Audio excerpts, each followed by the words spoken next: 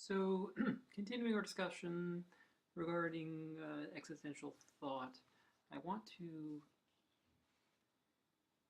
discuss a little bit more about freedom and why the atheistic perspective is more important. It really comes down to a quote that I find quite powerful and has become a sort of mantra for life for myself. I found this incredibly inspirational. It goes like this. It says a couple of things, actually. First, um, two things by start. So the first quote says, "Those who conceal from themselves this total freedom under the guise of solemnity or by making deterministic excuses I will call cowards. Others who try to prove their existence is necessary when man's appearance on earth is merely contingent I will call bastards." Um, so it's a very strong support for this idea that you need to have a careful balance. So these paradoxes, being nothingness, freedom, isolation, meaning, and meaningfulness, they are not absolutes. It's not a black and white dichotomy. Of course, it's a whole spectrum, and it changes and ebbs and flows as we progress and move along in our lives. That's a really important thing to keep in mind. And the sense of freedom that is implied in the work of Sartre and Heidegger discusses this idea of freedom being absolute. And so he says essentially all man's alibis are unacceptable. No gods are responsible for his condition, no original sin, no heredity, and no environment, no race, no caste, no father, no mother, no wrong-headed education, no governess, no teacher, not even an impulse or a disposition, a complex or childhood trauma. Man is free to reach above the stars. So we have, and this is where I begin sort of intermingling and enmeshing different fields and different disciplines. As I continue to talk about how this stuff relates to art, it's important to think about what aspect of the human condition is being discussed in these different artistic pieces. So I want to sort of backtrack to philosophy for a moment, and in the written piece I explicate a version of philosophy, and so I think that to one of the core questions that I submitted regarding how philosophy informs existential crises, and I want to begin doing that here. So I begin with an argument for substance modism. I say basically it's the sensible world is composed of nothing more than electrons, protons, neutrons, and molecules. The organs of perception receive physical data about the world. The other condition is the epistemological scope of consciousness is material. It's a really important contention to keep in mind. So what we come to know comes only from the material realm. Therefore, there is a sense of substance monism. Another premise I propose is that physical processes such as diffusion and osmosis are causally closed. Neuroplasticity is driven by intention. Mental properties are driven and shaped by intentionality, are causally open and supervene upon the physical, therefore property dualism. So property dualism is this idea that the specialized version is that there's only one basic sort of substance in the world. However, the mental realm that arises from this physical realm, so the physical biological substance has physical properties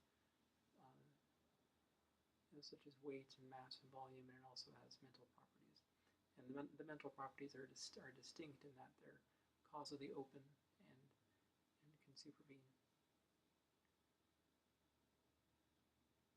And this relates because there's this idea of what I call existential vertigo, this idea that we're dizzy and disoriented, and the support that I have for intention and for the power of the way that we direct our thoughts allows us to address the freedom and make these free decisions that impact how our lives unfold. So I want to continue by presenting a couple of poems which might help sort of solidify some of these ideas that I'm expressing about. And so the poem goes like so. It's called Synthetic Reverie on Paradigms of Mind and Resolution of Crises. Dread, fear, loathing, temptation to cease to care and drown the mind with intoxicants so all can be forgotten. Ambivalence, escapism, cowardice, characteristics of a mind caught up in a seemingly futile attempt to create meaning in a world whose systems will not imbue our lives with meaning for us. Reality does not construct mind. Mind constructs reality. Mind is reality. Mental processes are physical processes. The mental directs the physical, and the physical directs the mental. Dread, born of unjustified anxiety, illogical emotionality. Mind is substantiated by being. Being substantiates mind. Mind directs emotion. Finite biology does not. Multi-directional causality, with the puppeteer upon the Cartesian theater, moving the players at will. Fixation on mortality is an infantile proclivity. And so I think that really highlights how these fields are put together in an artful way, and in a way that supports our sort of wherewithal or our strength to overcome these obstacles.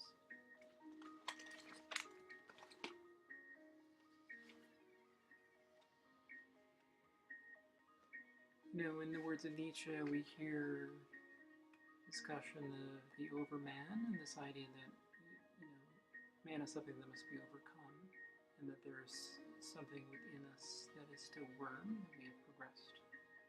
You have made your way from worm to man, and as much in us that is still worm. And it's this idea that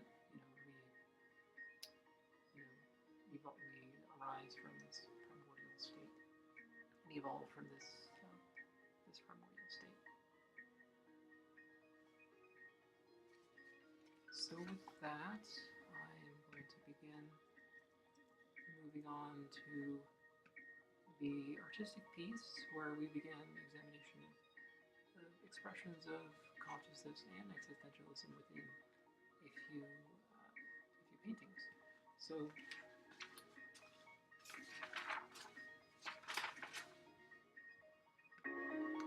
So I have up here a few questions to be thinking about as I pull up the slides on existential art and art as it relates to consciousness. And you can read those. I won't read them to you. But what I want to share is some of my own musings regarding how these two areas intersect. It goes like so. So it says the making of art and poetry involves both a sustained interrogation and celebration of all aspects of human consciousness, from the minutiae of everyday experiences to the most profound ideas, beliefs, feelings, and actions, which may of course be found in the most humdrum of daily lives. Artwork of all kinds presents us with analogical fields and zones of interpretation within which we can share and exchange experiences. Artifacts, images, poems, and texts as tokens of being here, being in a particular place, passing through and revealing later where we've been. So it sort of